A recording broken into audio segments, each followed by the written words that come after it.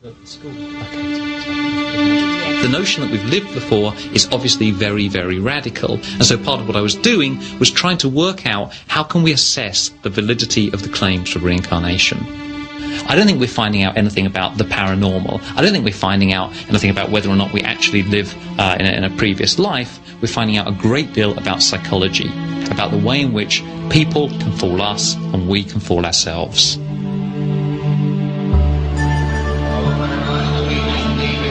But what if there were reincarnation cases that would not ultimately rely only on the memories of young children? Jim Tucker is on his way to another case, from a category of cases that his critics will find much harder to disprove. The more that the cases were found, one started to come with birthmarks and birth defects, and we found that in many cases there was a striking correlation between the birthmarks on the children and wounds that the previous personalities had.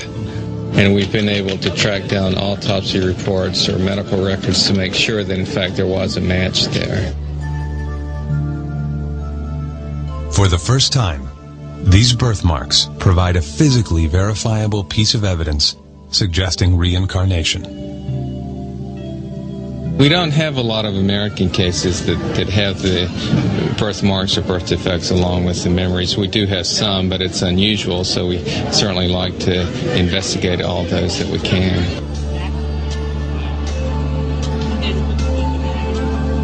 And Jim Tucker is about to visit one of these cases. He is boarding a flight to Florida to meet a boy who remembers being a New York policeman killed in a hail of gunfire.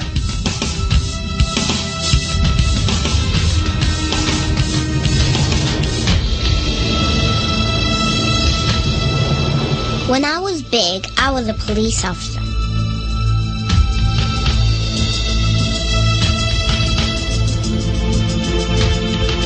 I walked into a store one night. They were bad guys, too.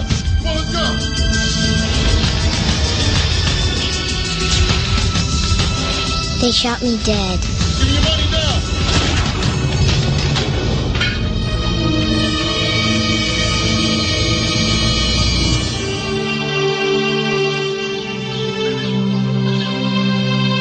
Pensacola, the home of Maria Hagedorn. She is the mother of 2 children, 2-year-old Mia and 5-year-old Ian. Ian is a very sick boy. What kind of dress do you like to wear? Maria Hagedorn's son suffers from a very rare heart disease. If he exerts himself too much, he struggles for air and faints. Trips to the family cardiologist are frequent. Continued observation a must. Little Ian had 6 major heart operations before he turned 4. He was a big, healthy 8.5-pound baby, and they took him off. They said to take a bath, give him a bath. And they never came back. Over an hour went by, so I sent my husband off to find the baby. And he came back quite a bit later with 2 doctors, and they were all crying, very visibly shaken, which I knew that the news was not good. The doctors told Maria that Ian would not live through his first day. Only an emergency operation would save his life. 6 hours after his birth, Ian underwent major heart surgery. Ian had underdevelopment of the pulmonary valve, which is the artery right here we see in this drawing, and that caused the right side of his heart not to develop as well. And what that leads to is a lack of oxygen in his blood. So it's a condition where he is essentially suffocating because not enough oxygen is delivered to the brain and to the rest of the body.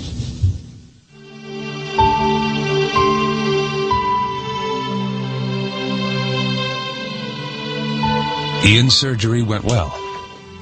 After almost 9 hours, a team of doctors managed to repair the valve.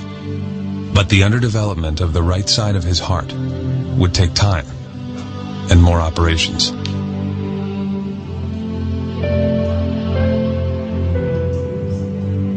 Ian's life is still at risk today.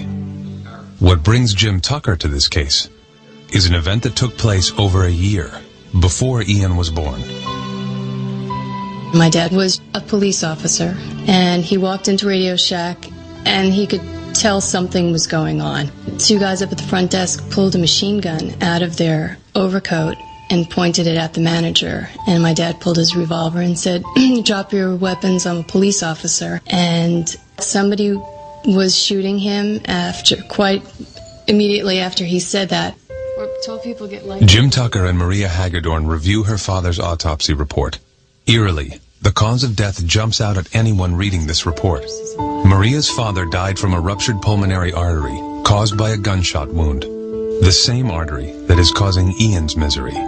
But something else happened that seemed even stranger to Ian's mother. The first time was when he was about 3, and I was doing some work in my office, and he was making quite a bit of noise, and I had threatened him with a spanking if he didn't quiet down. And he stood there and looked at me and said, "When you were a little girl and I was your daddy, lots of times you were bad and I never spanked you," which just kind of blew me away. He didn't get a spanking. And then Ian began to talk more about his grandfather. Growing up, we had 2 cats, a black cat and a white cat, and the black cat was Maniac, and the white cat was Boston. So one day I was doing something, and Ian came over to me and he said, "Mom, when you were a little girl and I was your daddy, what was my cat's name?" And I said, "Maniac?" And he said, "No, the white one." And I said, "Boston?" And he said, "I used to call him Boss, right?" So he knew the color of the cats, and he knew the nickname that only my dad used to call Boston. Maria collected more and more stories like this one from Ian. She is now convinced that Ian is her father reborn. It isn't only the stories, but the physical evidence, the correlation between Ian's heart disease and her father's mortal wound, that has removed all doubt from her mind. Much of these cases often involves memories and statements and behaviors. The birthmarks are something that's completely objective, and it's something that is beyond memory or beyond chance. Maybe Ian's memory is fooling him. Perhaps his random statements are connected to his grandfather by pure luck. But it's the combination of memory and physical evidence that is so convincing. I didn't want to go back, but God just gave me to you. God gave you to your mom, even though you didn't want to come back? The case of Ian Hagedorn demands the question, what does all this evidence mean? There are obviously huge questions here which we haven't even begun to try to answer, such as, is there a soul? If so, what does that term even mean? How does it get carried over from one life to the next?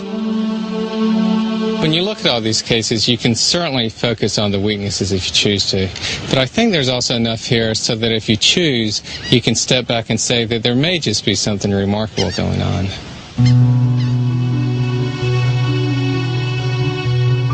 If Dr. Tucker is right, the memories of all these children could mean that death may just be a road to another life.